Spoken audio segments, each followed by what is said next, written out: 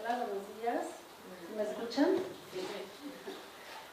Bienvenidas y bienvenidos nuevamente a este espacio, Foro Dialéctica. Me da mucho gusto ver sala llena nuevamente y pues para nosotros nos motiva a seguir haciendo este tipo de foros que hacemos una vez al mes por ya 7 años. Entonces, pues Foro Dialéctica es una iniciativa diseñada para acercar información valiosa para todos ustedes que están interesados en los acontecimientos, preocupados por lo que está sucediendo.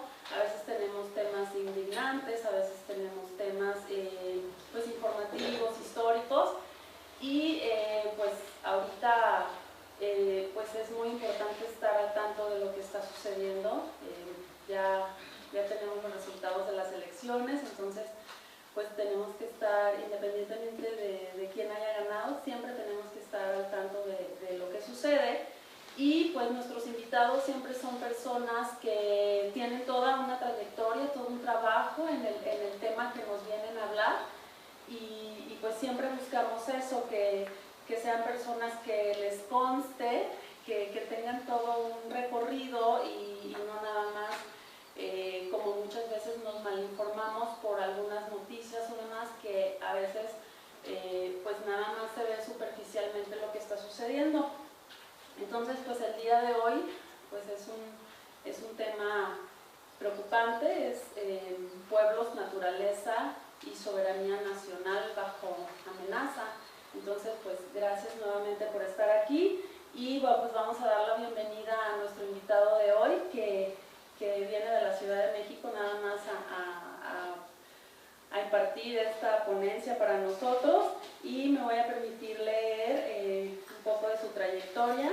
Miguel Ángel García Aguirre tiene estudios en antropología social, autodidacta, 13 años de trabajo desde el 75 hasta el 88 en la Subsecretaría Forestal de Gobierno Federal, ocupando cargos desde promotor regional hasta subdirector.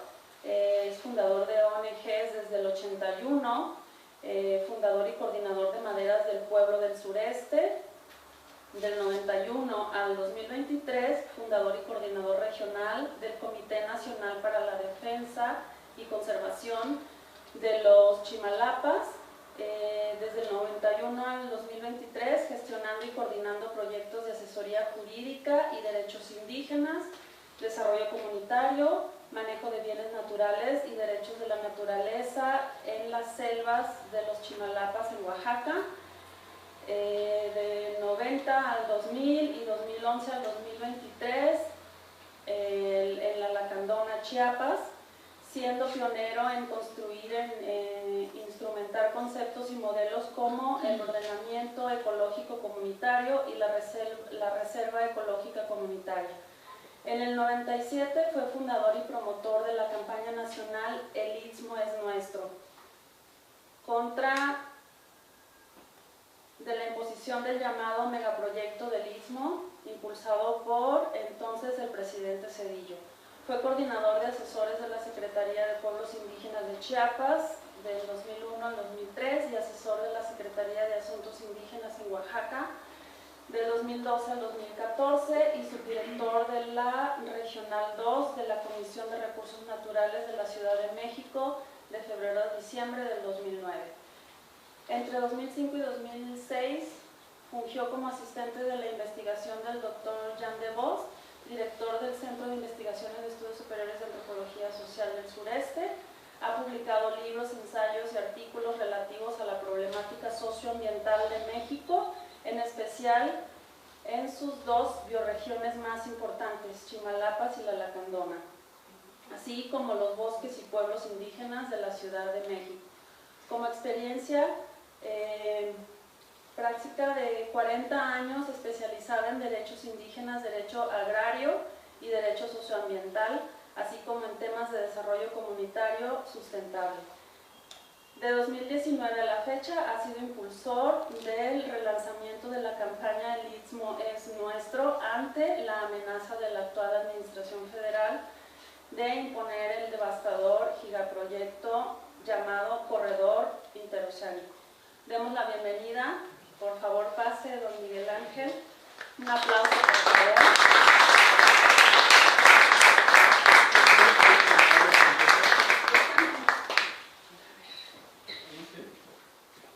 Bueno, mientras trato de poner, pues mucho gusto estar aquí. Realmente yo tenía muchísimas ganas de volver, porque yo viví aquí 10 años, cuando tuve que salir del exilio de Chimalapas por amenazas físicas, amenazas de caciques y además presión muy fuerte de la llamada maestra Julia Carabias, y más bien me vine a darle plata acá con sus negocios en la selva lacandona. Entonces viví pues tuve una historia de experiencias aquí cuando formamos un grupo de misión de observación sobre Montes Azules, cuando los desalojos de Montes Azules. Inclusive aquí tengo una playera, una sudadera de recuerdo que hicimos entonces con la imagen de Pedro Valtierra, de las mujeres enfrentadas al ejército, con la imagen de Montes Azules, de no a los desalojos. Y luego ya regresé a Oaxaca, seguí en Chimalapas, y los últimos 4 años por salud. Fíjese que financiera he tenido que ir a dar a la Ciudad de México con el apoyo de mis 2 hijas mayores. Y pues así me da muchísimo gusto y darle las gracias a Jorge Santiago, que fue el que me contactó, me invitó. Darle las gracias a Detmi y a Praiva, que han apoyado pues, que yo viniera acá, y al compañero Antonio Ramírez Jardines, que aquí está, un amigo desde hace también 30 y tantos años, que me ofrece el alojamiento cada que vengo acá. Pues yo quiero ya, para empezar, y antes de dar la exposición, decir en mi descargo, decir que de los 4 puestos que he desempeñado en el gobierno, primero estuve en la Secretaría Forestal 13 años y renuncié en el 88 por el fraude electoral que se le realizó a Cuauhtémoc Cárdenas. Mi renuncia fue por ese motivo. Y de los otros 3 he tenido el honor que me corrieran. Me corrió la CEPI cuando salió Porfirio Encino, se mató. Entró Juan Vázquez y a los 3 meses ya me habían corrido para ponerme en mi lugar a Martín Longoria, le decíamos Martín Escoria.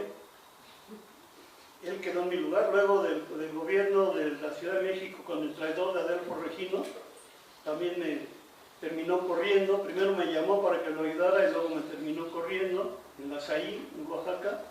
Y de la Corena igualmente, cuando estaba Ebrard y Marta Delgado, se supone que me habían contratado para sanear la situación en la Corena, en la zona de los bosques de la Jusco y alrededores.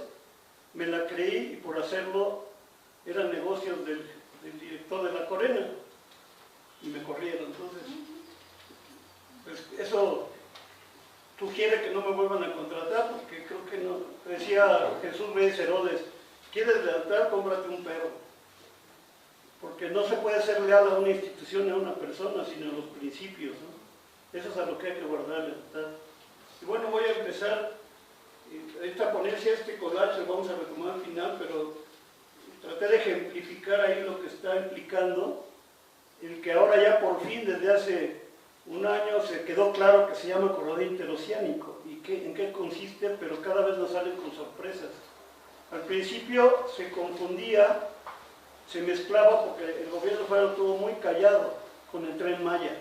El Tren Maya se llevó todos los focos, toda la atención, el nombre de Maya atraía, y mientras el corredor empezaba a avanzar silenciosamente, mientras toda la atención estaba hacia el corredor, hacia el Tren Maya, pero también el Tren Maya distractivamente, solo con su visión arqueológica, de lo que estaba afectando, lo que iba a afectar y está afectando los centros ceremoniales. Los arqueólogos pegaron de gritos, y luego de la biodiversidad, sobre todo por Calakmul, y luego por el tramo 5 de las cavernas. Y eso se llevó toda la atención, pero no se rescataba lo que luego ya apareció, que es la versión comercial del Tren Maya. Y bueno, pues vamos a ver si aquí le doy para dónde, porque aquí, ¿verdad? Bueno, miren, esta lámina, allá en la esquina de abajo, ¿cómo se hace el apuntador aquí? ¿Cómo señalo el punto rojo? Perdón, pero yo, estas cosas Yo traía mi señalador allá de última generación. No, más. ¿Cuál es? No, la varita. No había. Esa es láser de última generación. Y es orgánico y es biodegradable. ¿Cuál? Arriba de las flechitas. Bueno, miren aquí, en esta dice que esto fue elaborado, lo elaboramos con recortes y pegotes, porque entonces no había ni adobe ni esas cosas. Compramos un mapa, un cerrote, lo pegamos, lo marcamos con un marcador. Este es de 1996, recibo. Y este fue un cartel para oponernos y empezar la campaña contra el llamado entonces megaproyecto del Istmo de Tehuantepec de Ernesto Zedillo, donde ahí advertíamos que este megaproyecto iba a partir el país en dos. Y desde entonces señalamos, desde 1996, que esto era un atentado contra la madre naturaleza, contra los pueblos indígenas y contra la soberanía nacional. Sí, aquí, y ya para ubicar en el lugar, pues este es el Istmo de Tehuantepec. Aquí está, este es el Istmo. Aquí estamos en la parte central, que se le ha llamado la cintura del país, que comunica el Pacífico a través del Golfo de Tehuantepec con el Atlántico, el Golfo de México. Y aquí se puede ver en una imagen satélite las manchas oscuras de lo que queda de bosques, selvas, bosques de niebla y selvas de todo tipo, altas, medianas, bajas. Se ven las manchas. Se ve que también el Istmo de Veracruz, este es el Istmo oaxaqueño, acá está hacia Chiapas, esta es la presa de Malpaso. En Veracruz se acabaron con todo, Veracruz y Tabasco acabó con todas las selvas desde hace muchos años, desde los años 70, 60 y 70. Y lo que queda son estas manchas, que es donde hay resistencia, es la Sierra de Santa Marta, el volcán San Martín, la Sierra de Santa Marta. Allí hay resistencia, la única zona de Veracruz que está en resistencia contra este gigaproyecto. Esto ya no es un megaproyecto, esto es un gigaproyecto porque es un paquete de megaproyectos, no es uno, es un gigantesco paquete. Y bueno, ahorita vamos a avanzar más, pero van a ver cómo esto coincide con los pueblos indígenas y el pueblo negro. Y esto no es nuevo. Esta ambición por apoderarse del Istmo mexicano es tan antiguo que fueron los primeros que lo conquistaron y con fines comerciales y de expansión fueron los mexicas, que era un imperio, no hay que ser románticos. Si no llegan los españoles, los mexicas eran un imperio dominante por la guerra y ellos se apoderaron del corredor interoceánico por la única, se me olvidó mostrar, regreso aquí, que fíjense que la fisiografía, el único pasillo que existe fisiográficamente hablando, natural, es este. Para este lado está la Sierra Sur, que va a dar hasta Guatemala, y Chiapas, Guatemala, Centroamérica, y de este lado llega la Sierra Madre Oriental con la Sierra Madre Occidental, se juntan aquí, en lo que se llama el nudo mixteco, que de mixteco no tiene nada, porque es la mije, no es la mixteca. Y el pasillo es donde está la carretera histórica, aquella que cuando teníamos que dar toda la vuelta en un ADO, pasaba por aquí, esa carretera sísmica que la inauguró en 1948, y que el tren ya existía, el tren interoceánico por aquí, desde 1907 se inauguró por Porfirio Díaz. El único paso físico aquí es este. Y este paso físico es el que causa los vientos inmensos y enormes de esta zona, que le llaman la ventosa, porque los vientos del norte, que son fríos, entran por aquí. Acuérdense que cuando está nublado y está chipi chipi y hay viento frío, dicen hay norte en Veracruz. Y ese es el norte, entran los vientos fríos por aquí, y por aquí vienen los vientos calientes del Pacífico. Y los vientos calientes, y aquí hay como un embudo. Los vientos fríos los jala el calor, los vientos cálidos del Pacífico son los que forman los vientos enormes en la ventosa aquí. Bueno, pues decía yo que la ambición por la cual se empezó con los mexicas, que para los mexicas, ¿cuál era así como para los canadienses el oro es su motivo de las mineras canadienses, para los mexicas, ¿cuál era su oro? ¿Alguien se acuerda? ¿Cuál era su moneda? El cacao. El cacao. Y las zonas de origen del cacao son dos, Tabasco y el Soconusco. Es la zona de origen del cacao. Entonces, y además, para los mexicas, el oro era bueno para labrar o la plata porque eran dúctiles, pero no eran tan importantes como que conocen el famoso penacho de Moctezuma. ¿De qué es? El plomo de Quetzal. Y los atavíos con los que nos muestran los emperadores que traen así como capas y como pues, su vestuario, pieles de jaguares o de ocelotes. Entonces para ellos era más importante, bueno, primero el cacao que está aquí y aquí, pero también las plumas de aves vistosas como el quetzal, las guacamayas verdes y rojas, y las pieles de jaguar, y todo eso estaba aquí, exactamente. Entonces ellos, los mexicas, conquistan esto y se van hasta Nicaragua. Hasta Nicaragua llegó la conquista mexica. Y luego pues, esto quedó y hubo etapas. Porfirio Díaz, primero el famoso tratado, hay un tratado previo al MacLean Ocampo, que se lo firmó Benito Juárez, que en realidad, esto lo puedo decir en Chiapas, pero en Oaxaca lo digo y me linchan. Benito Juárez fue un traidor y fue uno de los que más dañaron a los pueblos indígenas.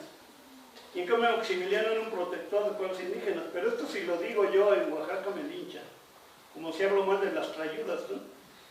Pero aquí lo puedo decir, aquí se puede decir, pero antes del tratado MacLean Ocampo hubo un tratado de Santana, del traidor Santana, que después se le llamó el Tratado de la Mesilla.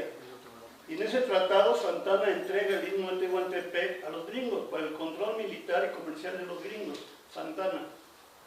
Pero los gringos traían unas revueltas ahí, ya empezaba la guerra civil, y es cuando Benito Juárez, que sucede a Santana, firma un tratado MacLean Ocampo.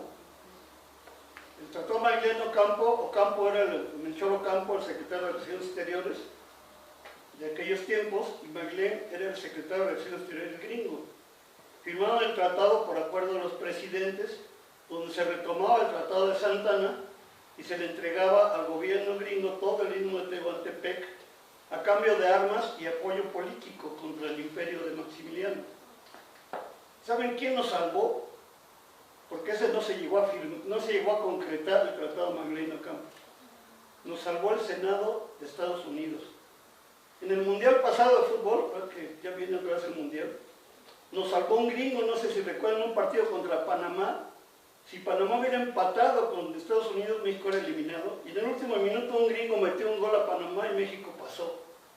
Pues así pasó en el tratado, porque lo firmó el presidente gringo, lo firmó Benito Juárez, lo firmó MacLean Ocampo, lo firmó Maclean Ocampo, pero lo ratificó el Senado mexicano, pero el Senado gringo no lo ratificó y por lo tanto no se pudo efectuar.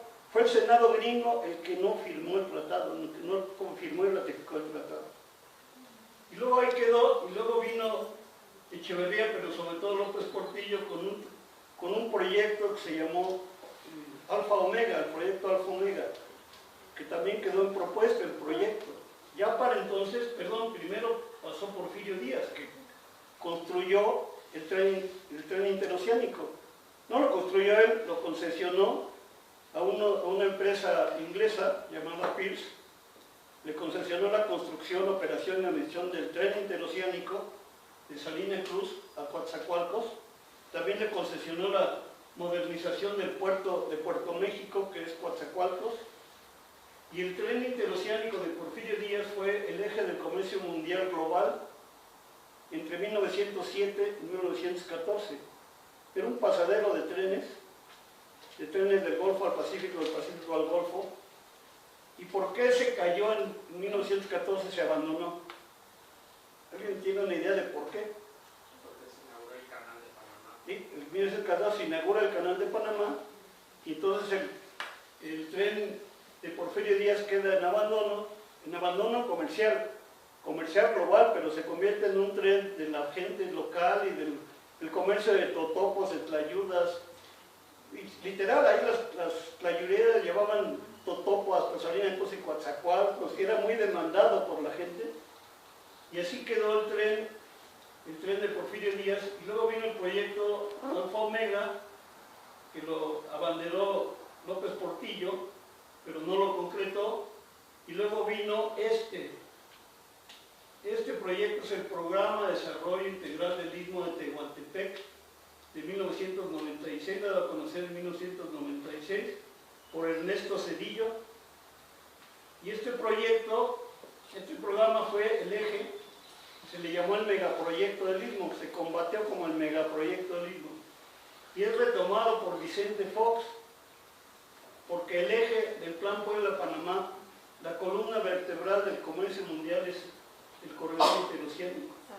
Era el tren y la autopista, un tren y una autopista y los dos puertos, Coatzacoalcos y Salina Cruz. Este era el eje. Lo que hizo los asesores de Fox fue extenderlo, nada más que agarrar como un acordeón el megaproyecto del Istmo de Zedillo y extenderlo hasta Puebla y hasta Panamá. Esto no se concretó. A nosotros nos tocó vivir aquí cuando las protestas más fuertes contra el Plan Puebla-Panamá. Aquí hubo muchas movilizaciones de organizaciones sociales, civiles, indígenas, campesinos contra el Plan Puebla-Panamá. Se logró que no se concretara, pero hubo varias razones por las que no se pudo concretar. Nosotros analizamos después eso. Una fue que el gobierno mexicano de Fox y el de Calderón tampoco, nunca pudo garantizar paz social en México. Tranquilidad política, control político no lo pudo garantizar. En segundo lugar, no pudo garantizar las reformas estructurales llamadas que le exigía el gobierno, los gobiernos y las multinacionales, los gobiernos desarrollados, que era la reforma del agua, la reforma de la energía eléctrica, la reforma agraria, privatizar las tierras y la laboral. Y eso no lo garantizaron, entonces los inversionistas, tampoco la inversión en logística. Acuérdense, en esos tiempos se proyectó la autopista de San Cristóbal a Palenque, y hubo mucha resistencia en Incitón y más adelante para que no se hiciera la autopista. Esto quedó ahí en el abandono y llegó Peña Nieto y hizo las zonas económicas especiales, así le llamó.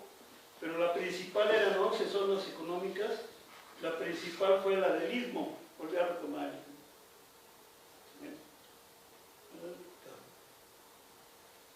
Y nada más como para rememorar, cuando da a conocer Zedillo, en 1996-97, su programa de desarrollo, se genera y nace el movimiento del Istmo al Nuestro, es cuando se funda, con un encuentro nacional en Matías Romero, Oaxaca. Estas son las declaraciones, esta es la declaración final del Foro Nacional del Istmo Nuestro. Tengo el documento y si leemos, las demandas y las denuncias son las mismas ahorita, casi 30 y tantos años después siguen vigentes. Eso significa que, pues, que no se concretó la resistencia como debió haber sido. Y todavía esto es también un documento histórico que da mucho coraje, a mí me da mucho coraje, porque este foro fue promovido por el Istmo Nuestro, por el movimiento que nació, este es de 1998, 11 de marzo del 98.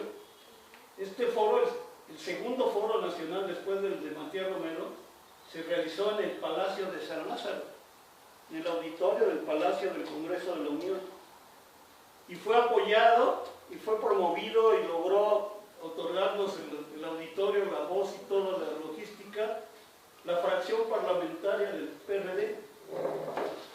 Y ahí estaba un conductor, el principal era el senador Héctor Sánchez, pero ahí realmente fueron 3 diputadas que renunciaron después, tanto al PRD como a Morena, que nos ayudaron mucho, 2 de ellas ya fallecidas. Una fue Laurentiel Castillo, que todavía vive, la hija del maestro Alberto Castillo. La otra fue Carlota Botey, una experta en derecho agrario, luchadora de defensa agraria, y la otra fue Adriana Luna Parra, que hermana de la que era secretaria de Colosio, de María Angélica Luna Parra. Bueno, ellas, como diputadas, y a Héctor Sánchez promovieron y lograron otorgar esto. Aquí está toda la lista de convocantes, repasando todos los nombres que están aquí. Pues la mitad de ellos ya, algunos murieron, otros ya abandonaron la lucha, otros ya no existen las organizaciones, y otros nombres, otros ya pues se decepcionaron y se dedican a otra cosa, pero hay nombres de los que, habiendo denunciado esto y combatido esto, ahora apoyan totalmente el corredor interoceánico de López Obrador. Eran los mismos que atacaban al megaproyecto del Istmo y lo fundamentaban y eran radicales y fuertes, y ahora están en el otro lado con la misma actitud, defendiendo el corredor interoceánico de López Obrador. Aquí está donde anuncia finalmente en 1900 Cedillo las notas del periódico, y este es el resumen ejecutivo. Tenemos todos los documentos del megaproyecto del Istmo, del programa de desarrollo integral del Istmo, los tenemos en el archivo. Pero López Obrador, esto no lo trajo ahorita. López Obrador lo tiene en su cabeza desde que era presidente del PRD. Este libro, editado por Grijalvo, fue publicado en 2004, siendo presidente del PRD y ya precandidato a la presidencia de la República, López Obrador. Y en el punto número 33 de este libro, de Proyecto de Nación, es el Programa de Desarrollo Integral del Istmo de Tehuantepec, de Cedillo. Luego, aquí, en el EZL, a través del vocero Marcos, en 2006, denuncia a López Obrador como un traidor a la patria por el Programa de Desarrollo Integral del Istmo. Y luego, en su campaña para el 2011, ya estando en pre-campaña total, ya abiertamente, López Obrador inicia su campaña en Juchitán, Oaxaca, el 19 de mayo de 2011, y su discurso central en la plaza llena es el Programa de Desarrollo Integral del Istmo de Tehuantepec de Cedillo. Y finalmente, ya siendo presidente electo en julio de 2018, este es de la fecha del 12 de julio de 2018, 11 días después de ser presidente electo, le manda una carta membretada y firmada, muy cariñosa, a su amigo el presidente Trump, de entonces y futuro presidente de Estados Unidos, de acuerdo al debate de antier, donde muy cariñosamente lo trata como su amigo, muy afectuoso, y le dice, en este párrafo le dice que va a hacer un programa de siembra de árboles, muy grande, sembrando envidias y cosechando votos. En este párrafo le dice que va a abrir un tren turístico, abrir el turismo en la zona Olmeca y Maya, que es el Tren Maya. Pero en este párrafo y en este muy largo le dice que va a retomar el programa de desarrollo integral para comunicar los dos océanos, llenarlos de inversión extranjera y comunicar el Atlántico con el Pacífico, Europa con Asia, Estados Unidos con Asia. Aquí le dice todo eso, le narra y lo invita a que promueva la inversión de empresas multinacionales de origen gringo en México. Así lo tiene, y todavía está en la página. Aquí está la liga, porque no me lo creían que existía. Está en la página personal de López Obrador, la carta. Desde entonces, ya 11 días después, pero es muy astuto, siempre ha sido bien astuto para engañar a todo el mundo. Aquí no firma como presidente, firma como López Obrador, con una carta membretada no como presidencia, como López Obrador, porque es presidente electo pero no en funciones. Entonces, si esta carta lo hubiera pretendido hacer como presidente ya, hubiera tenido que pasar por el Senado, de acuerdo a la Constitución. Pero como en ese tiempo nada más era presidente electo, y luego lo que pasó después de esta carta mandó a Ebrard, y Ebrard firmó un acuerdo con el secretario de Relaciones Exteriores gringo, que fue como McLean y Juárez. Ebrard firmó el acuerdo. Y también le promete aquí le promete en la carta, también le promete que va a haber exención de impuestos. O sea que toda inversión extranjera va a tener facilidades fiscales completas. Y eso ya se cumplió, ya está. Todo eso lo prometió a Trump.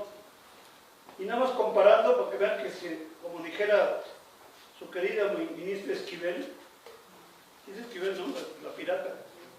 Se pirateó todo porque miren, esta vez de la parte de la carta es un párrafo de la carta que dice también se creará un corredor económico y comercial en el istmo de Tehuantepec. Este proyecto implica aprovechar la ubicación estratégica de esta franja que comunica el Golfo con el Pacífico, Asia, etc. Este es de él, esta frase, y este es del Programa de Desarrollo Integral de Cedillo en su resumen ejecutivo. Es exactamente lo mismo, nada más que aquí en gráfica. Luego acá, esta es la lámina de Cedillo, los proyectos clave de impulso para el megaproyecto del mismo, y aquí lo podemos ver, un proyecto multimodal, quiere decir un tren con una autopista, con contenedores y trailers, eso ahí va. Aquí dice inversión en petroquímica, ahí va. El plan de desarrollo forestal, o sea, sembrando envidias, ahí va. Infraestructura en parques industriales, son 10 parques industriales, ahí van.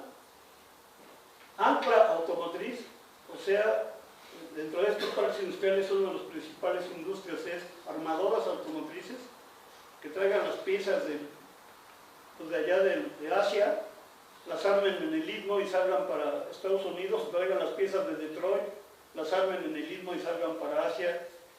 Esto ahí está. Infraestructura en comunicaciones, o sea, internet, banda ancha, etcétera. Proyectos agroindustriales, transformar las milpas en proyectos de agroexportación, monocultivos de agroproducción como palma africana, ahí va. Reactivación de las bahías de Huatulco para el ecoturismo, comercialización, producción y comercialización de petrolíferos, y aquí hablan de proyectos en el sector social, sí, que hay que mediatizar. Esto lo retoma exactamente el corredor interoceánico, nada más le agrega todavía peor, porque aquí no viene la extracción minera, aquí no vienen los parques eólicos, y aquí no vienen los cárteles. Un poco.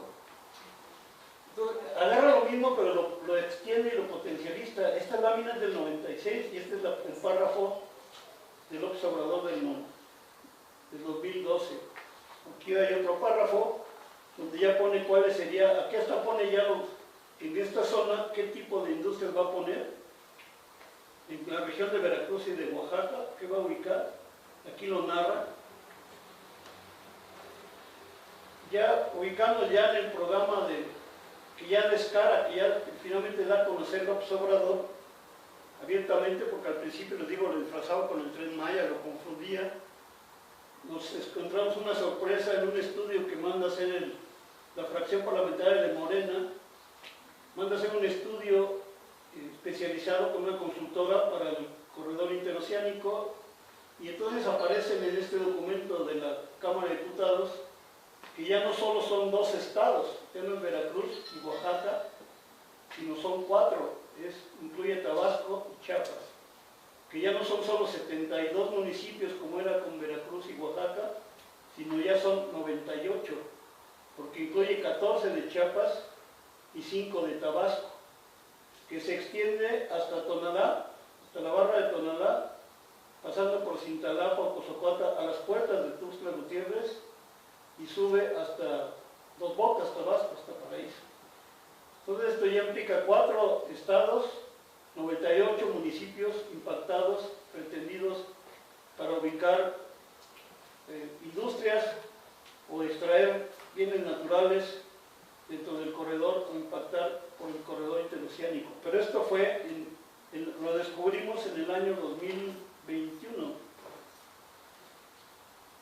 Y ya, pues, ¿en qué consistía? Y nada más, esta lámina señala, aquí está esta franja, Es un canal seco, interoceánico seco de 320 kilómetros, en el cual se promete, y eso lo prometía Cedillo, que de esto construirse harían de 12 a 14 horas, incluyendo carga y descargas de barcos, mercantes y buquetanques de puerto a puerto. 12 horas o 14 horas. ¿Saben cuánto tiempo hace cuando tiene agua el canal de Panamá? Un buque en pasar de océano a océano. En pasar, tarda 3 días, en pasar. Pero con el tráfico, porque tiene que ir muy lento. Pero en poder entrar tarda más de una semana, porque hay filas y filas y filas. Y esta promesa es 14 horas. Si se cumple con todo lo que quieren, en 14 horas, pero eso incluye modernizar el puerto de Veracruz, de Coatzacoalcos, Veracruz, modernizarlo brutalmente, pero sobre todo el de Salina Cruz. Porque fíjense, este color de la playa, el mar, implica, este azul oscuro quiere decir que el fondo marino es muy bajo, es muy bajo, lo que no ocurre en Coatza. Aquí el fondo marino es muy bajo, entonces no pueden entrar los buques mercantes ni buquetanques porque se atoran, su panza se atora. Esto implica que tienen que dragar, hacer un dragado brutal en Salina Cruz, dragar, sacar toda la arena y formar dunas, quién sabe dónde, ahí a un lado, por donde puedan, para que puedan entrar los buques tanques y abrir un rompeolas, el cual ese sí ya lo construyeron, enorme, ampliar el rompeolas y dragar para que puedan entrar los buques. Lo cual es un ecocidio y un enocidio, como vamos a ver aquí adelante. Aquí está el delirio de la visión del desarrollo, el desarrollismo, que es una imagen que ya empezó a sacar el corredor de su imagen objetivo deseada. El delirio, la fantasía del desarrollo, no de la modernidad del desarrollo.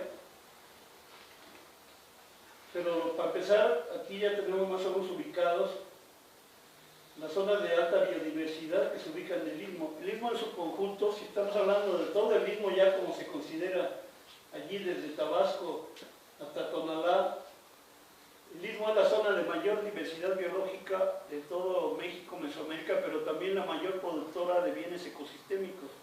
Es la mayor productora de agua, de captura de carbono, de emisión de oxígeno, de regulación climática, todo en su conjunto.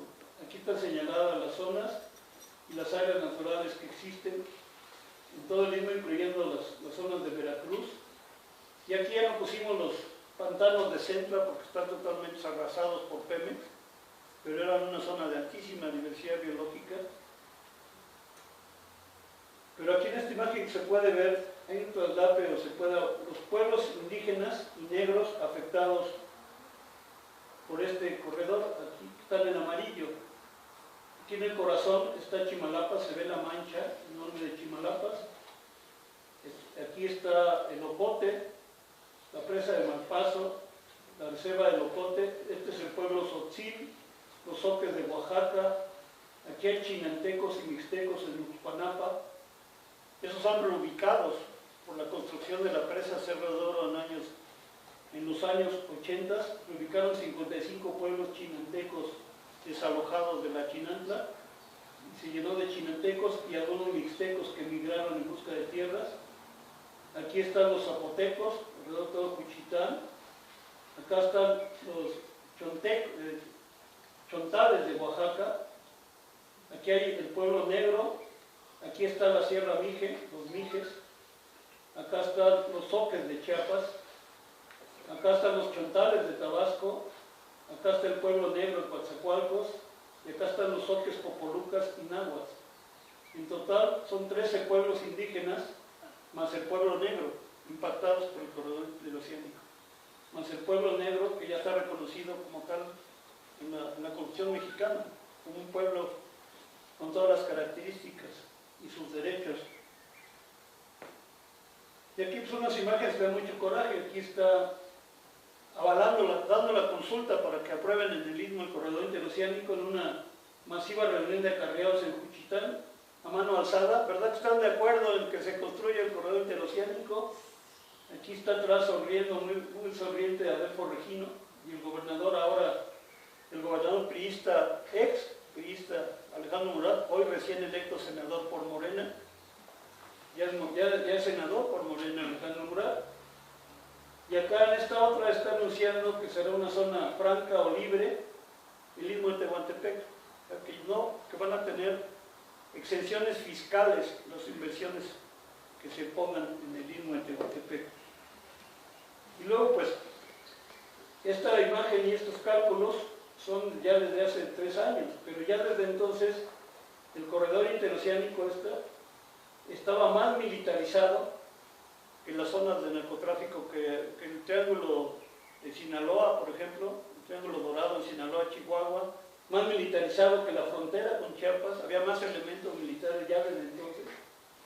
Y esto ya se profundizó cuando le asigna, así como el Tren Maya, López Obrador se lo asignó a Sedena, con todo y hoteles de lujo, la administración, operación, construcción, vigilancia y blindaje se lo asigna a Sedena, el corredor se lo asigna a la Armada de México, a la Marina Armada de México. Y bueno, esta imagen, este fue el logo de la campaña que reinauguramos en mayo del 2020, el Istmo es nuestro. Con estos datos, hasta aquí eran esos datos, y entonces se hizo una reunión que se realizó en Salina Cruz con invitados, me acuerdo que hasta Zipas, de aquí de Chiapas fue Zipas, y se creó el movimiento El Istmo es nuestro. Se retomó porque venía desde el 97 y se ratificó en 98, revive en el 2020 y de ahí viene una acción de resistencia. Aquí están varios de los carteles, afiches de eventos de resistencia contra el Istmo, en el marco del Istmo es nuestro, contra el corredor interoceánico. Este fue en la Sierra de Santa Marta, en Veracruz. Este fue una asamblea nacional del CNI en Juchitán, Oaxaca. Este fue un evento pues académico en el foro en la UNAM, en San Ildefonso, en el Colegio de San Ildefonso. Esto fue en Ostuta, esto fue en San Mateo del Mar, en fin, fueron eventos de resistencia. Este fue ya uno más masivo, el primero después de la pandemia, porque la resistencia se enfrentó a la pandemia, que nadie se movía, todos estaban en pánico, aterrorizados, cumpliendo lo que bien y cínicamente dijo López Obrador cuando se declara ya finalmente la pandemia en México, dice, nos cayó como anillo al dedo. Así lo dijo textualmente en una mañanera, esta pandemia nos cae como anillo al dedo. ¿Para qué le cayó con el anillo al dedo? Para que todos estuviéramos apanicados, aterrorizados, inmóviles, nadie se mueva, nadie salga, nadie proteste porque le va a dar COVID y se va a morir. Y la primera reunión del Istmo es nuestro que se realiza ya presencialmente, se realizó este encuentro en Puente Madera, en San Blas Atempa, cerca de Tehuantepec, entre Tehuantepec y Juchitán, y ahí el lema que se sacó de ese encuentro, donde llegaron más de 300, algunos me acuerdo de Chiapas, otra vez me acuerdo de Zipas, entre otros, fue el Istmo no se negocia, porque ya desde entonces ha habido organizaciones sociales y hasta académicos, como Gustavo Esteva, por ejemplo, que ya falleció, que señalaban que pues, lo que había que hacer era sacarle ventajas al corredor interoceánico para sus organizaciones y los movimientos, no oponerse, no resistirse, sino negociar privilegios, proyectos, prebendas para las organizaciones. Y la mayoría de los que retomamos la lucha desde el 97 y se retoma en 2020, señalamos que el Istmo no se negocia, no se puede cambiar, otra vez como dice aquella canción de Gabino Palomares de La Malinche, espejitos, cambiar todos nuestros bienes naturales, cultura, por espejitos, unos cuantos espejitos. Y lo curioso es que esta declaración se retomó, se abanderó, y cuando estábamos en eso, de pronto en 2023 aparece este mapa del corredor interoceánico, donde ya señala algo que sí veníamos denunciando en 2020, que el corredor estaba vinculado al Tren Maya, que aguas porque estaba vinculado al Tren Maya, pero no nos lo querían Anester Ceseña y nosotros estuvimos señalando que estaba vinculado el corredor con el Tren Maya. Y pues no, porque en aquellos tiempos, si alguien tuvo la curiosidad de abrir la página del Tren Maya oficial, luego hablaba de 8 tramos. Y cuando uno iba abriendo cada tramo, ahí decía el tramo 1 va de tal a tal, el tramo 2 va de tal a tal, y el tramo 8 no decía nada, ¿no? Nomás quedaba tramo 8. Y desde entonces señalábamos que el tramo 8 era este, de Coatzacoalcos a Palenque. Y finalmente lo descararon, sí es ese, y finalmente en este mapa de septiembre de 2023 del corredor interoceánico, aquí están señalados los 10 parques industriales que pretenden, ahora cínicamente le llaman polos de desarrollo y bienestar, porque el parque industrial era muy agresivo. Le cambió el nombre a polos de desarrollo y bienestar. Aquí están las ubicaciones de los 10 pretendidos, pero además señala el tramo, aquí es el tramo original, le llaman tramo Z, y de pronto aparece no solo el tramo FA, que va a dar a Palenque, sino ya comunica con el Tren Maya y hasta Puerto Progreso, sino también de pronto aparece el tramo K, que va desde Tapanatepec hasta la frontera con Guatemala, por toda la costa de Chiapas, por donde corre el tren, que era la Bestia, la famosa Bestia, y por donde está esa autopista que nunca pudieron hacerla de cobro hasta ahorita, que quedó como autopista, pero las comunidades se opusieron y quedó libre. Ese es el tramo, anunciado ya el tramo K del corredor interoceánico. Y apenas estábamos en esa cuando aparece otro mapa. Poquito después aparece otro mapa, donde aquí pues ya hasta pone las estaciones, hasta la frontera con Guatemala, pero también pone ya las estaciones hasta Palenque, pero además ya pone el tramo, el ramal hacia Dos Bocas, aquí está señalado, el tramo que va a Dos Bocas, y la sorpresa es que pone el tramo G. Este tramo G que va de Medias Aguas, Sayula, Veracruz, y comunica con Ferromex, con Ferrosur Ferromex de la REA, de Jorge Larrea. Y de allí hacia Córdoba, se va hacia el puerto de Veracruz, hacia Córdoba y hacia México. Puebla y México. Y en eso andábamos. Por cierto, aquí hay un punto, no sé si se aprecia acá, ¿no? Que curiosamente este punto de aquí se llama, aquí dice el Chapo.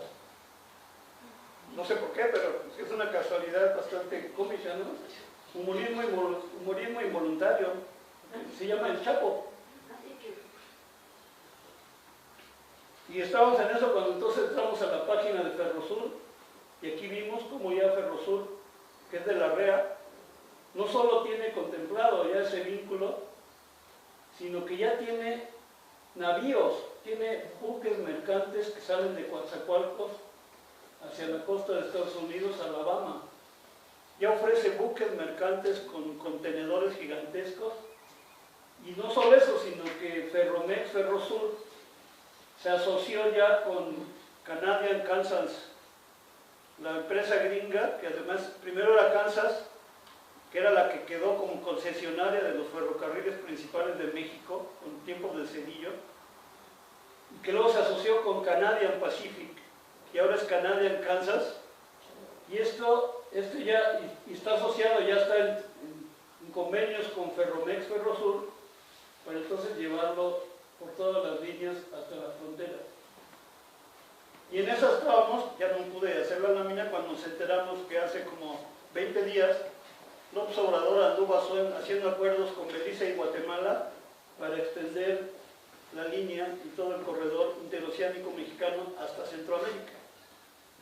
Y todo lo que está apareciendo aquí es la reconstitución gradual del Plan Puebla-Panamá, silenciosa y gradualmente.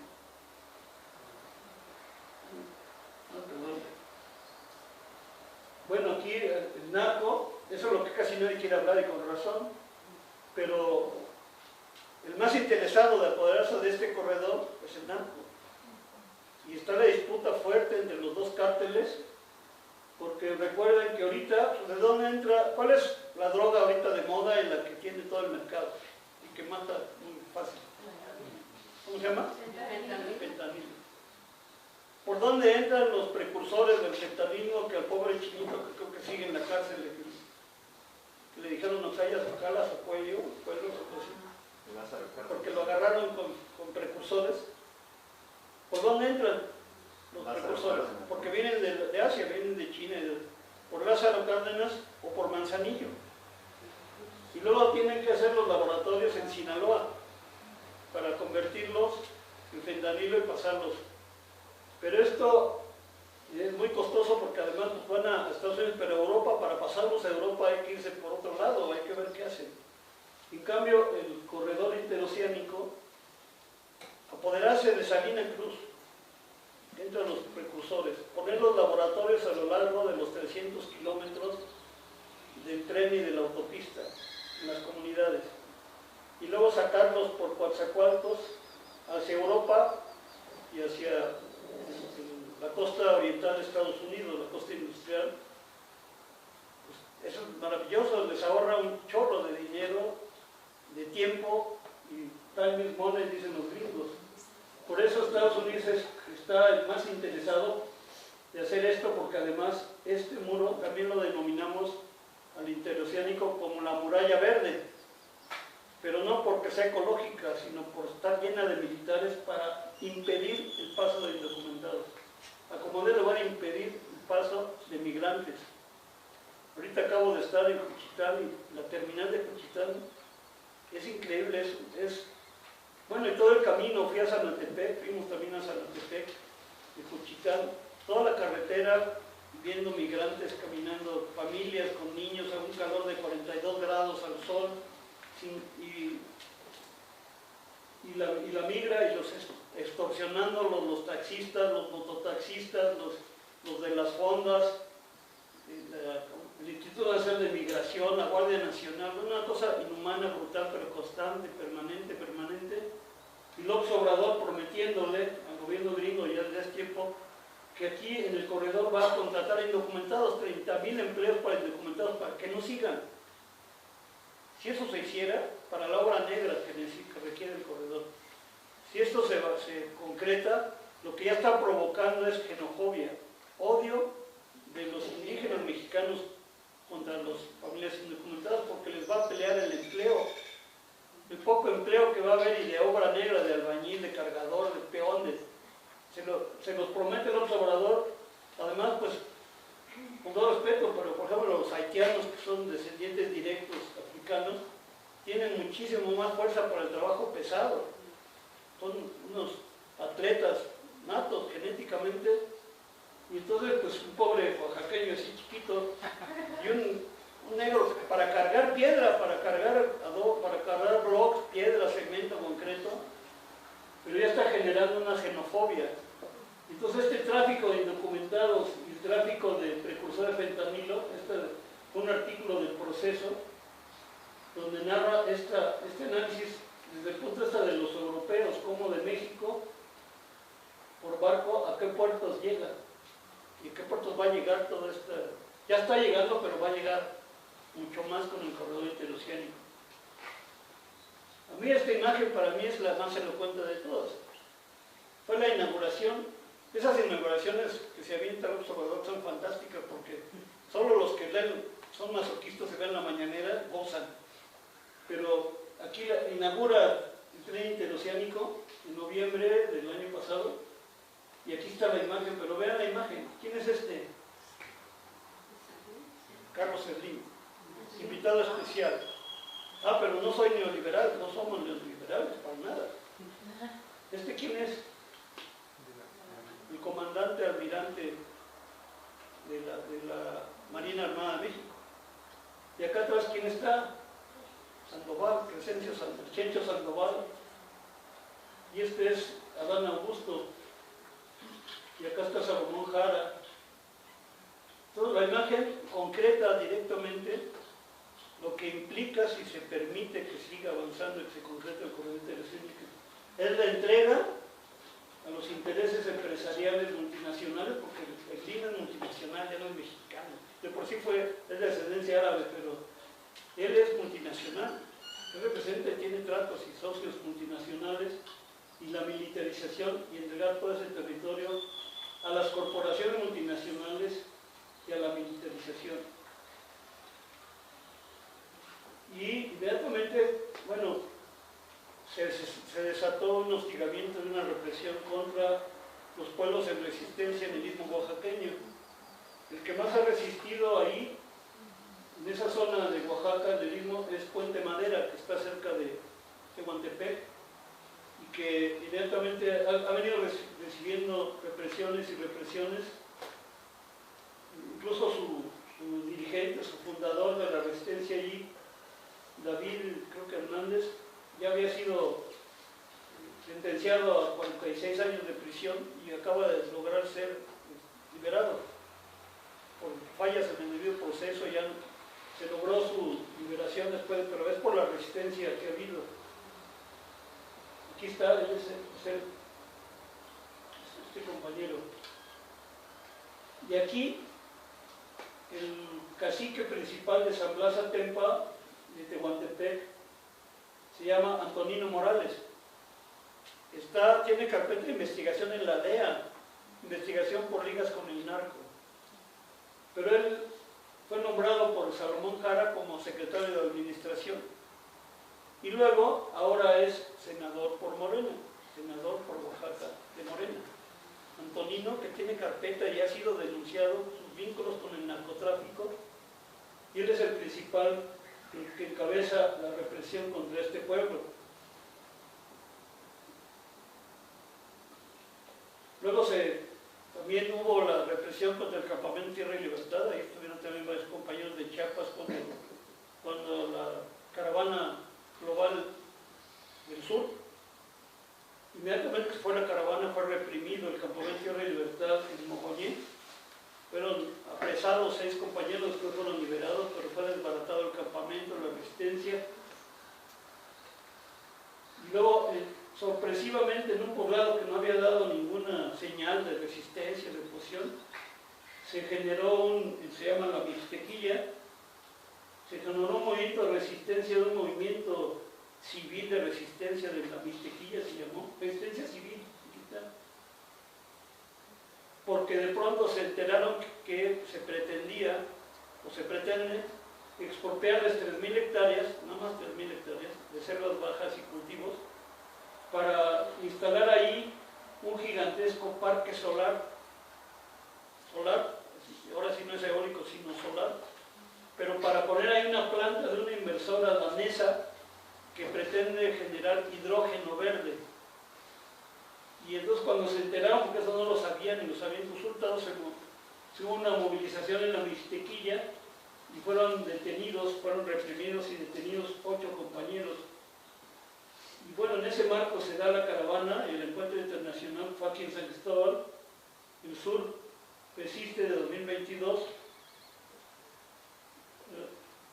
que hizo este recorrido, salió en Mapastepec, recorrió la costa, llegó a Cuchital, subió, estuvo en Mogoñé, estuvo en San Blas Atempa, acá en Puente Madera, subió hasta Coatzacoalcos, luego fue incluso a una comunidad que se llama El Bosque, acá en Paraíso, Tabasco, siguió por toda la península de Yucatán, estuvo en Candelaria, dio la vuelta, llegó a Yucatán y a Quintana Roo, donde hizo eventos, regresó a Palenque, y finalmente a San Cristóbal de las Casas, donde hizo el encuentro que se realizó aquí en el CIDESI.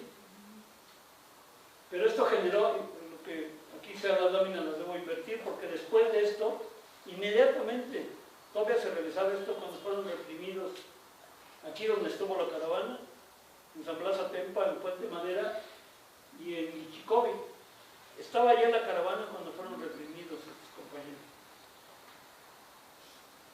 Bueno, aquí están las láminas del encuentro internacional, 6 y 7 de mayo de 2023. Y este es el collage otra vez al que volvemos, porque porque aquí pues se concentra lo que acabamos de exponer. Aquí está esta lámina ejemplar, esta caricatura que a los propejes les ofende, porque está entregando el país, aunque nos quiera decir que el nacionalismo está entregando los intereses gringos, la zona más geoestratégica, mayor productora de bienes ecosistémicos, con 13 pueblos indígenas más el pueblo negro, nos está entregando los intereses corporativos multinacionales dominados pues, por el gobierno gringo, que en su pugna comercial mundial contra China no puede permitir, lo decíamos desde los 70, estamos en las barbas del tío Sam, y lo único que los obstaculiza, si ven el mapa del Golfo de México, está Florida, y la caricatura era las barbas del tío Sam, y luego está México, está la península de Yucatán. Solo hay un obstáculo en medio que se llama Cuba, pero estamos en las barbas del tío Sam, y Estados Unidos no va a permitir que en su traspatio, que siempre lo han considerado, no va a querer permitir que en su traspatio se le entregue a intereses chinos, por ejemplo, para empezar, pero tampoco que se libere.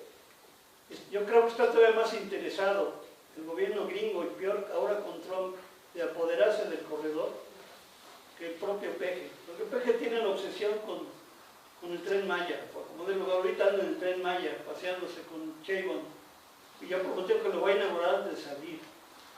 Pero los intereses sobre el corredor son más bien del gobierno gringo. El problema es, otra vez como en el Pablo de Panamá, que los inversionistas multinacionales no van a venir, no solo, ya se les garantizó que no van a pagar impuestos, pero si no hay toda la logística requerida por ellos.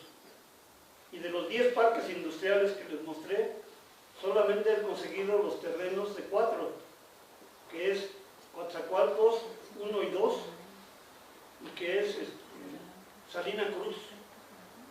Sí son 3 los que han conseguido, porque son de la Marina y de Pemex. Los terrenos conseguidos son de la Marina y de Pemex. Todos los demás, los pueblos están en resistencia y no quieren que se ponga el parque industrial, como la Mixtequilla, como Mogoñé, como Puente Madera, como el Pitayal. Pero van a insistir sobre todo con represión. Y bueno, los que tenían esperanza y todavía quisieron votar, yo no voté, desde el 2006, desde el 2000 no voto, pero tomamos a la atención. Ella ya se paseó con López Obrador por el corredor y ahora con el Tren Maya. Está comprometida aunque no quiera, y sí quiere, tiene una visión del desarrollo. Y es increíble que esta mujer, que tuvo en un grupo, tuvo un premio internacional Nobel por un trabajo sobre cambio climático, esté a favor de estos megaproyectos extractivos devastadores, contaminantes, destructores. Y los apoya y los va a seguir apoyando. Por eso lo ponemos aquí para documentar nuestro izquierdista optimismo, ¿no? Izquierdista entre comillas, porque ni aunque hiciera lo que Lázaro Cárdenas hizo, Lázaro Cárdenas hizo 2 cosas que no les dije muy bien sobre el Tratado de la Mesilla de Santana. El de Macleod Campo no que se firmó, pero el de Santana sí. Y el gobierno gringo ahí lo tenía guardado, olvidado, lo que sea. Lázaro Cárdenas se dio cuenta cuando era presidente que estaba vigente. Y entonces hizo una negociación con el gobierno gringo siendo presidente en general. Y por eso se le llamó el Tratado de la Mesilla. Porque a cambio de derogar la cláusula D de ese tratado que decía que se entregaba el Istmo de Tehuantepec, México entregó la Mesilla, ese territorio llamado la Mesilla, a cambio de que se derogara el Istmo de Tehuantepec. Y eso casi no se sabe, fue Lázaro Cárdenas quien lo logró. Y luego Lázaro Cárdenas se portó bien para que Plutarco Elías Calles lo nombrara desde el Lazo candidato, y una vez que se afianzó Lázaro Cárdenas, se libró del maximato y exilió a Plutarco Elías Calles a Estados Unidos, lo mandó y desobedeció en todo lo que mandaba. Es la única esperanza que hubiera con esta mujer, que hiciera lo que hizo Lázaro Cárdenas, que se librara de ese maximato de López Obrador, que por más que diga que se vaya a su rancho, sí se vaya a su rancho, pero no al nombre de su rancho. Se va a quedar ahí queriendo ser y hasta amenazándola con una revocación de mandato, un referéndum de revocación de mandato. Lo tiene como guillotina. Y todos los zombies van a obedecer a López Obrador, no a Sheinbaum. Y le pueden tirar si empieza a desobedecer. Bueno, esa es nuestra apreciación. Pues nada más hasta aquí. Quisiéramos, si hay preguntas, comentarios, comentados de madre.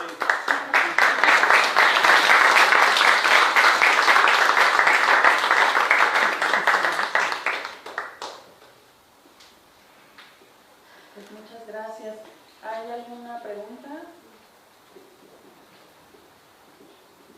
Pues sí, felicitar por toda esta investigación tan profunda y todo el trabajo y sobre todo pues también preocupados por toda la expansión minera y en esa región también dicen que hay unas zonas mineras en el istmo de Tehuantepec.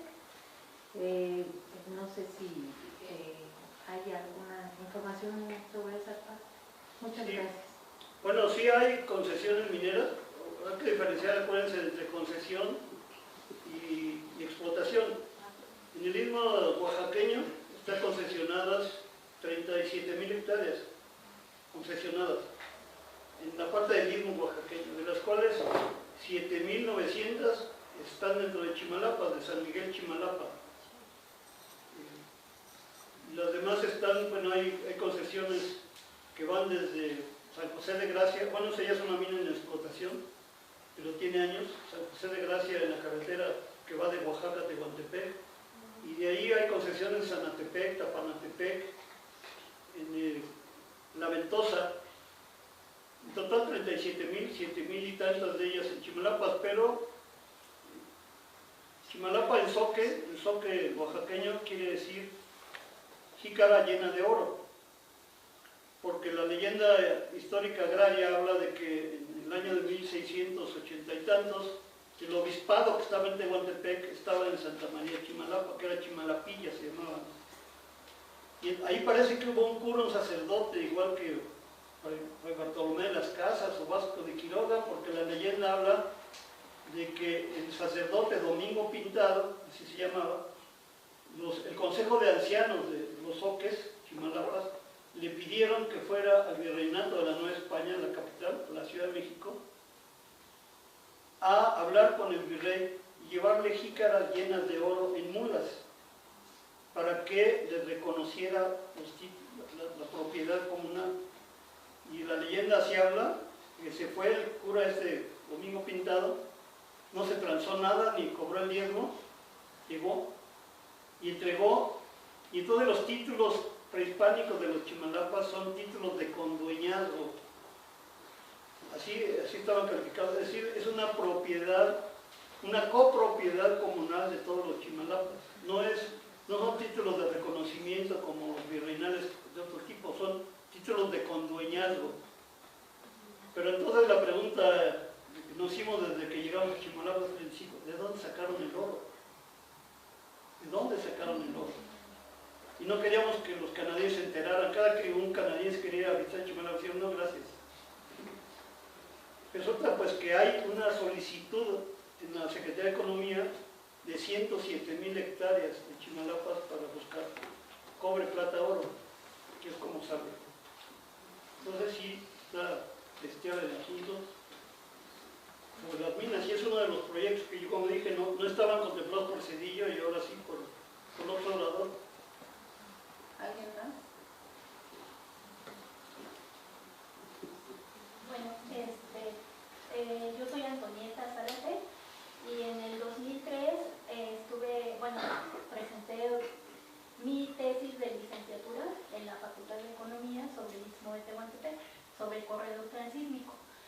Entonces, referente a los proyectos mineros, encontré en el Consejo de Recursos Minerales en la Ciudad de México, no sé si se siga llamando igual, pero estuve revisando y habían estudios de prospección minera en la zona de Guevara de Humboldt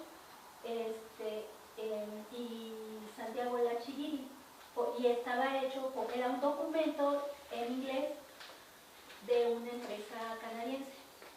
era para pues, posibilidades de encontrar oro en esa zona, yacimientos de oro, ¿no?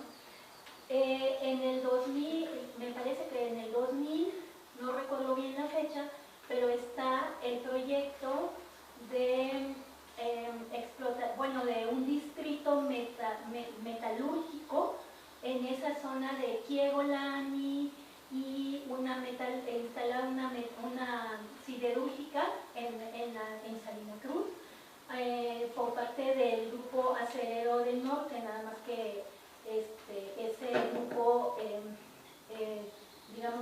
quebró y se reestructuró y bueno, el proyecto se quedó ahí, pero la idea era explotar minerales en la zona de Quiegolani, es el camino entre Tehuantepec y Oaxaca, ¿no? Otro proyecto son las 13,000 hectáreas que hay de explotación de oro en Ciudad Ixtepec y en la zona de entre Niltepec y toda esa zona de Niltepec, Zanatepec, Tapanatepec, bueno, también desde La Ventosa hay un distrito minero con minerales estratégicos de los que no hablan. Pueden hablar de oro, pueden hablar de hierro, ¿no? Pero hay ahí níquel y manganeso, minerales que son estratégicos para la economía mundial, para la industria, sobre todo industria aeronáutica. Bueno, además de eso, también quería comentar cómo detrás de estos megaproyectos, en los últimos 50 años, desde el megaproyecto del 1979, el Alfa Omega, todos estos proyectos, todos estos estudios, estas propuestas, hasta incluso el actual, se vienen gestando en la Universidad Panamericana, esta universidad privada del Opus Dei, y que son después retomadas por el grupo de consultores que se llama Ochoa y Asociados, que está ligado también al grupo Atlacomulco, ¿no? Entonces, no vemos ninguna diferencia, nada nuevo, nada alternativo, como dice el presidente, en estos proyectos de desarrollo. Y bueno, yo quisiera hacer otro apunte, La Ventosa, y es que no me puedo grabar el nombre del material. Como tú dices, todo el mundo está sobre la atención de los minerales metálicos y normalmente el oro viene combinado con plata, pero con cobre, tienen que separarlo con cianuro y lo que más aparece es cobre, va disminuyendo, pero en La Ventosa hay un material muy extraño, negro, no me acuerdo cómo se llama, esos que todas son minerales no metálicos, que son los que casi nadie, como acá la varita, ¿no? Acá en la zona de la Sierra Azul, ¿cómo se llama? Está Barca, fue asesinado a compañero Barca. Pues esos minerales casi no se hablan, pero son mucho más ambicionados, y en La Ventosa hay un mineral muy extraño, no me acuerdo, es negro, es de color negro, y la que ganó la canción fue la cementera Cruz Azul, pero la cementera Cruz Azul la está vendiendo a las empresas que realmente tienen un gran interés. Pero sí hay unos yacimientos por su propia ubicación del istmo de Tehuantepec, porque también ya no pasé la lámina, pero es donde confluye la dinámica natural, geológica, histórica entre el norte y el sur. Ahí en el istmo de Tehuantepec se encuentran la flora y fauna, la dinámica natural de miles de años de la flora y fauna del sur que va migrando al sur, con la dinámica de la flora y fauna del norte, y además los aspectos geológicos. El istmo de Tehuantepec está comprimido por dos placas continentales que ahí se juntan, que fue lo que causó en el 2017 los grandes daños en Juchitán, porque apareció en las costas de Chiapas, pero corrió hacia el norte, era la placa del Caribe, choca con la placa de Norteamérica, allí en las costas de Juchitán, y sube como flecha y atraviesa todo el istmo, pero se encuentra con las placas del Golfo de México. que no son tan agresivas como el Pacífico, pero sirven de contención. Entonces significa, por eso hay tanta diversidad biológica en el Istmo y en Chimalapas, porque está calculado que cada año imperceptiblemente se está elevando el centro del Istmo de Tehuantepec. Si yo hago esto aquí así, lo empujo por los dos lados, lo que se eleva es el centro. Eso es lo que está pasando, y entonces están apareciendo minerales extraños con esta subida. Se calcula que el corazón de Chimalapa sube 1 centímetro al año imperceptiblemente por esa presión.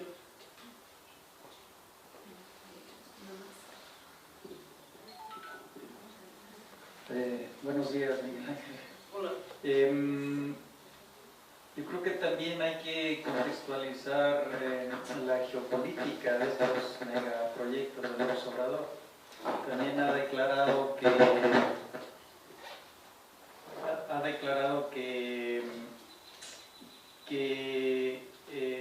América del Norte tiene que ser un bloque muy fuerte en el contexto de la expansión de China.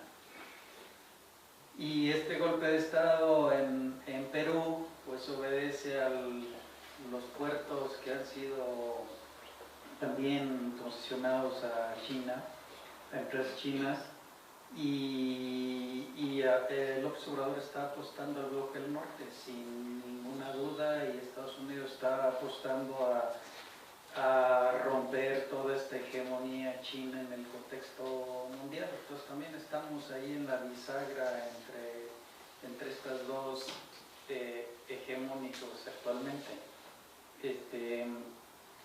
Y la otra cuestión es que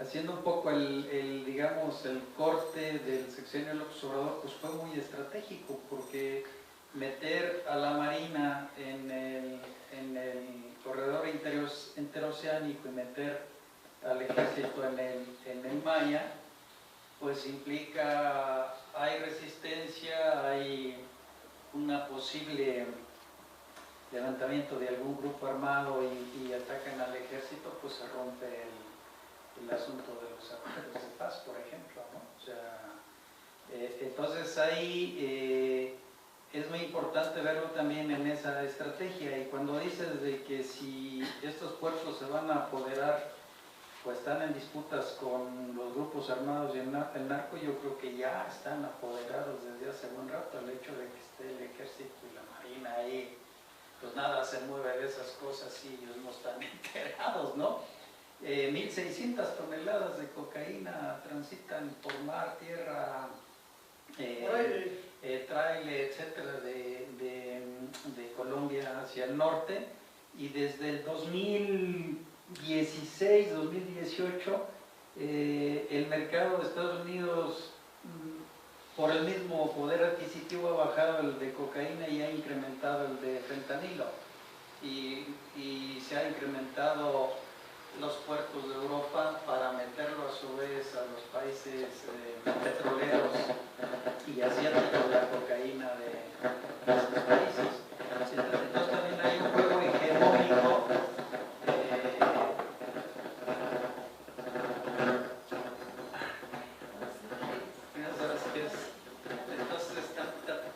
también hay un juego hegemónico ahí en cuanto a estos grandes negocios. O sea, no es que estén queriéndose meter, ya están metidos desde hace buen rato, ¿no? En este gran negocio. Y la otra es que, bueno, cuando hablas de partir el país en dos, a mí me parece que, bueno, ese es un punto de vista muy bueno, pero a nivel económico a mí me parece que está dividido en tres. Una tercera parte es lo que se produce a nivel de las actividades registradas con el Producto Interno Bruto, etc. Una tercera parte es remesas, y una tercera parte es lavado de dinero y negocios de crimen organizado.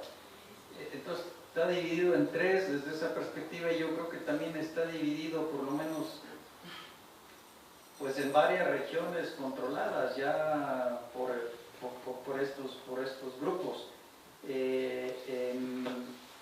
y pues las disputas están ahí presentes. Mira, Michoacán, por ejemplo, este asunto de la entrada de fentanilo al puerto Lázaro Cárdenas y cambiado por cuestiones minerales y otras cosas que se sacan de las sierras bajo la vigilancia de las aduanas que las tiene la Marina o el Ejército, pues ahí hay también intercambio de cosas no registradas en minerales que a su vez reciben fentanilo, y ahí está el negocio. Entonces, pues yo creo que, bueno, desde mi punto de vista hay muchas divisiones o muchas regiones, territorios ya en definitiva controlados por estos grupos, pero en acuerdos con la parte gubernamental, si no pues habría más enfrentamientos, etc.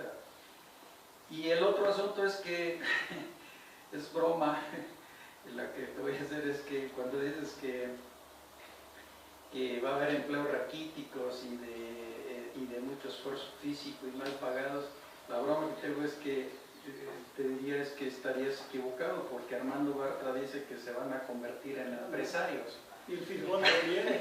Y el Fisgón también. Entonces, director de la escuela política de Madrid. Entonces ahí hay esto que decías, bueno, como compañeros de lucha de hace muchos años, pues están apoyando todo esto, ¿no? Y ahí va el carro caminando, ¿no? Sería eso, gracias.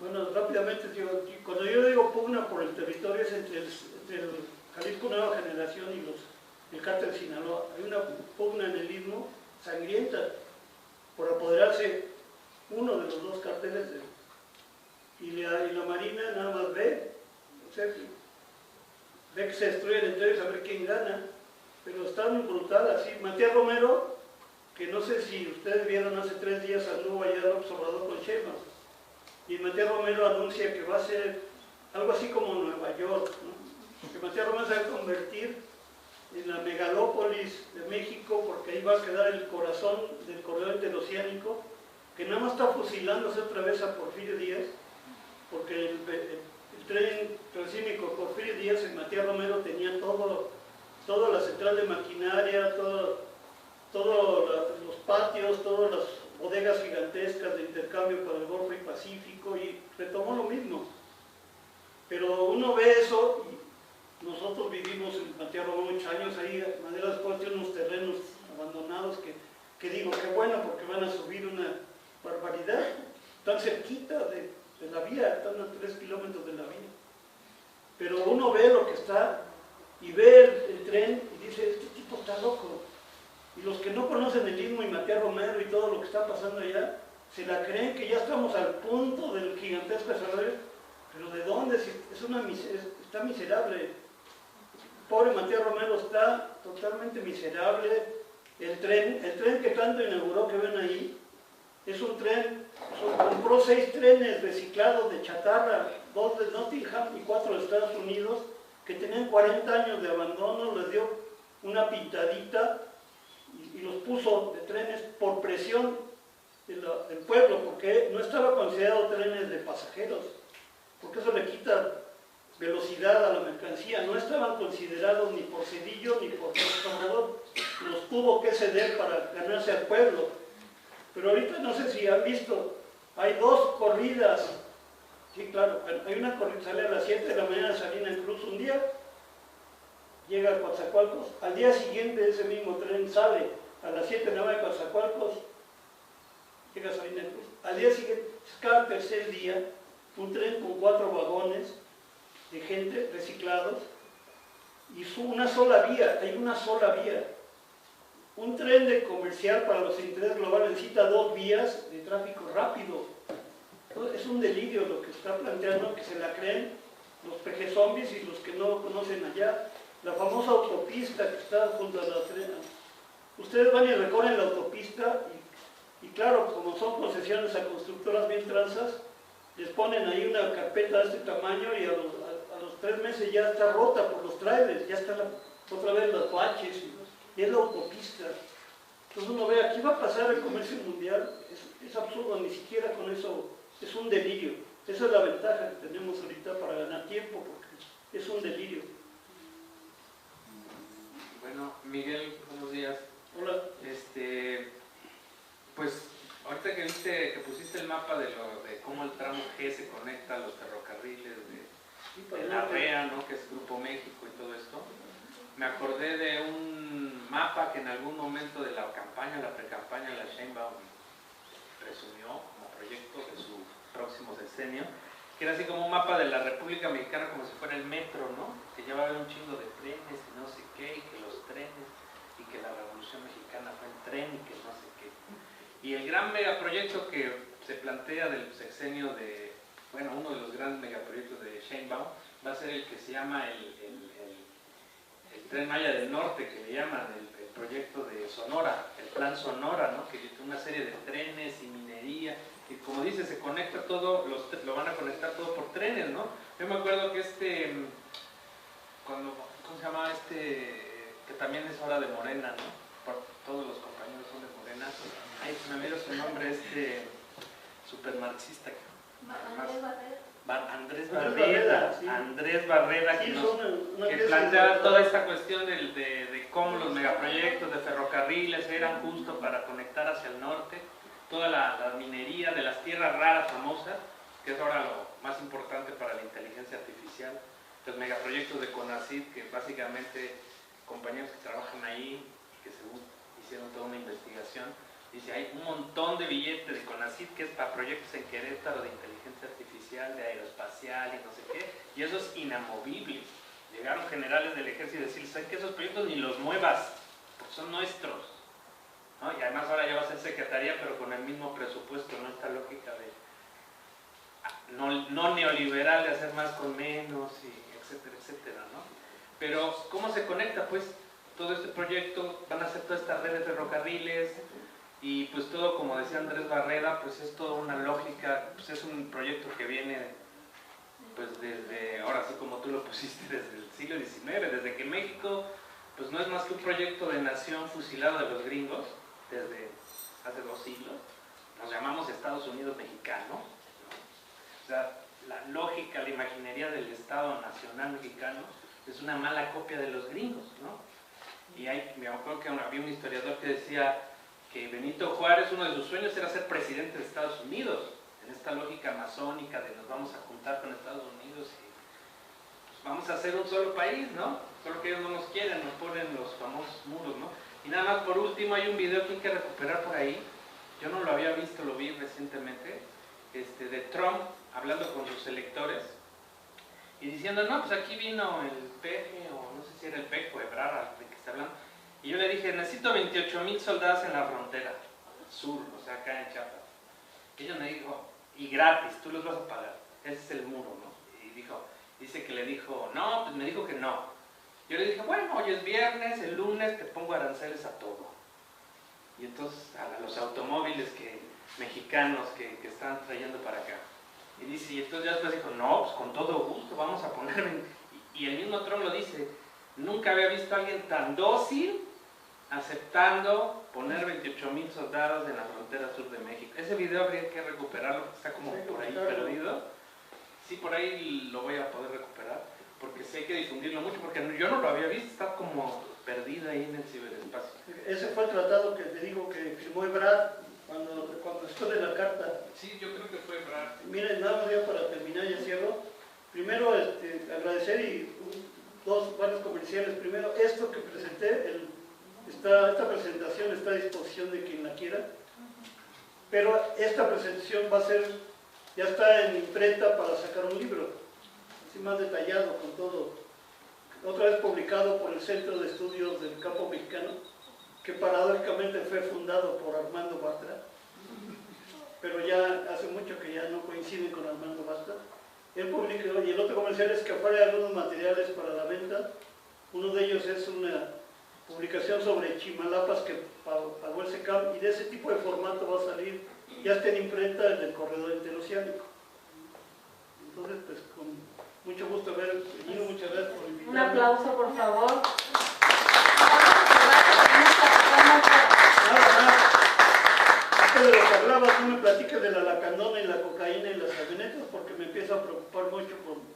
amigos que están desalojados, muy amigos, y otros que son socios de narco allí con las avionetas a unos kilómetros de San Quintín.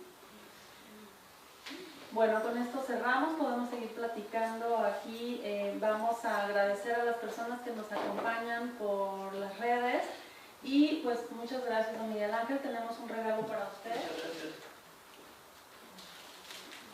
como agradecimiento por participar de hoy.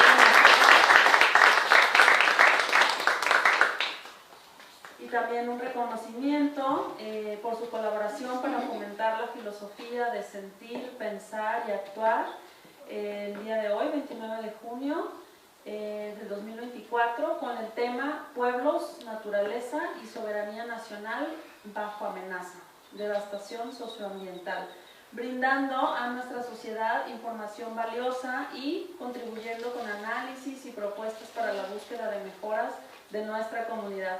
Muchísimas gracias. Gracias.